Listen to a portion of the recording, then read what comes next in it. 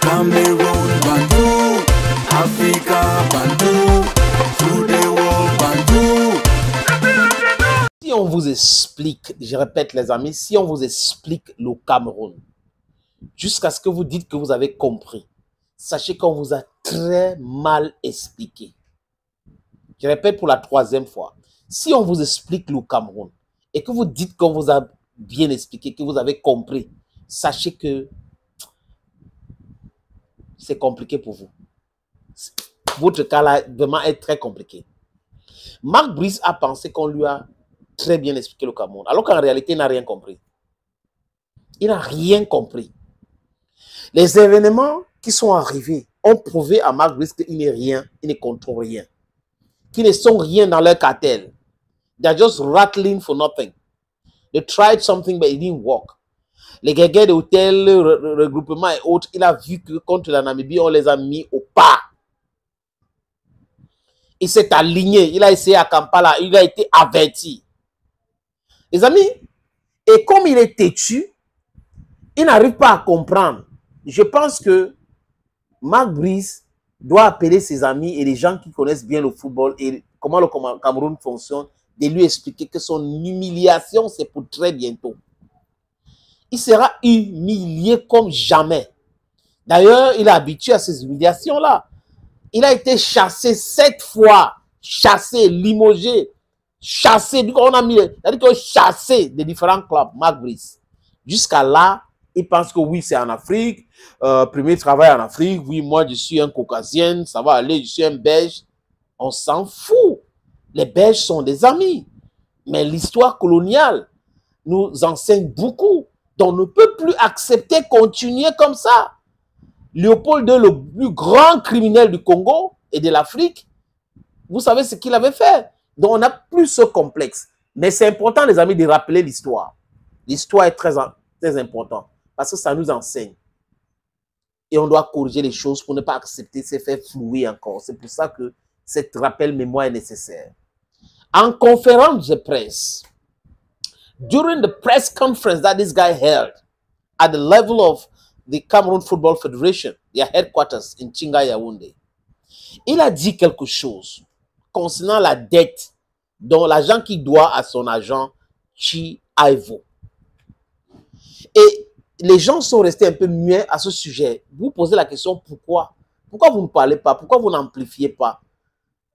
Qu'est-ce qui vous anime? Pourquoi est-ce que vous êtes silencieux à ce sujet? Marc Brice a dit quelque chose quand même qui est très important. On parle d'une à peu près 70 millions. Plus de 70 millions, les amis.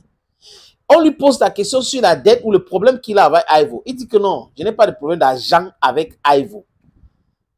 S'il a un problème d'argent, le ministre va payer. Le ministre va payer. Le ministre est propriétaire d'une banque ou de quelle entreprise qui avait signé le contrat avec Marc Brice. Donc, vous comprenez, si Marc Brice dit que le ministre va payer, que le ministre nous explique qu'il va payer sur la base de quoi? Est-ce que c'est la société du ministre qui a fait signer Marc Brice? Ou Aivo se cache derrière? C'est un prête non? Est-ce que Aivo Chi, c'est un prête non? Est-ce que le ministre a utilisé Aivo pour avoir Marc Brice et ils ont négocié leur pourcentage? Parce que c'est déjà des déclarations. Tant vers ce que je suis en train de penser là, les amis, je ne vais pas vous dire ce que je pense pour l'instant parce que je suis en train d'enquêter encore pour mieux comprendre. Le ministre va payer. Dans sa mise en demeure, Aivo dit, les amis, qu'il a discuté avec Marc Brice et sa femme pour leur trouver le travail. Lui, Marc Brice, Joachim Mununga et Janice Zelouris. Et que ils sont tombés d'accord. La mise en demeure, là, ça existe. Ce n'est pas les mentions. Et que dans l'accord, c'était 10%. Et s'il signait un contrat, sur la durée du contrat, il devait avoir 10%. Et s'il renouvelle le contrat, il devait avoir encore 10%. Et qu'une fois signé le contrat, Marc Brice devait lui verser ses émoulements. Donc, tout son argent. Ce n'est pas étape par étape.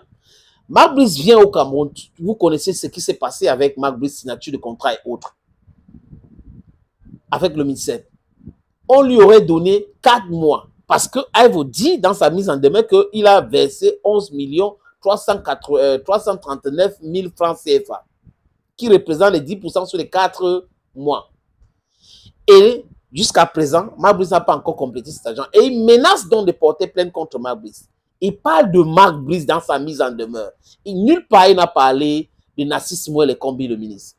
Mais Marc Brice vient nous dire en conférence de presse que c'est Narcisse Mouel Kombi qui va payer cet agent. Lui n'a pas un problème d'argent avec Aivo. Vous comprenez grand chose là-dedans? Et c'est passé comme ça, inaperçu. Personne ne veut insister sur ça. Personne ne veut essayer de comprendre. Pourquoi c'est le ministre qui va payer? Pourquoi il a dit cela? On n'est pas dupes, les amis.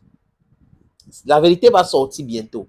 S'il y a des gens qui avaient le pourcentage dedans, s'il y a des gens qui ont utilisé Aivo pour pouvoir faire de l'argent, on saura très bientôt. On est en train d'enquêter, les amis. On saura. On saura.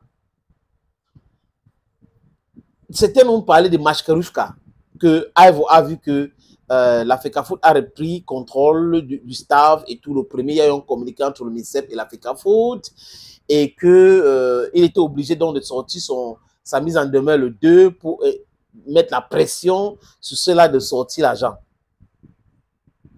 C'est certaines analystes qui disent cela, les amis. Mais le diable est dans les détails et les mots ont un sens. À chaque fois qu'on les prononce, on doit savoir pourquoi, les connotations des différents mots. Et ce qu'il dit là a tout son sens. Le ministre va payer. Donc, on veut aussi les explications. Thank you, friends, and bye-bye.